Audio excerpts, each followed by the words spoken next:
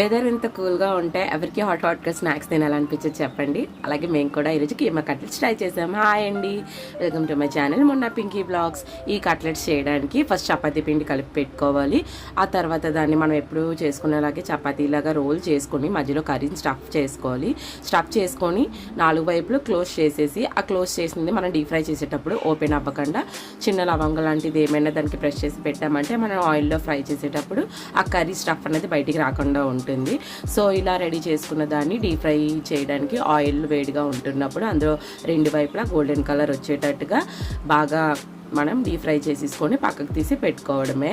ఈ స్నాక్ అయితే ఎప్పటికప్పుడే ట్రై చేస్తుంటాము. సో మీతో కూడా షేర్ చేసుకోవాలనిపించింది. ఇలా రెడీ అయిన వేడి కట్లెట్స్ని టమాటో కెచప్తో తీసుకుంటే సూపర్ ఉంటుంది.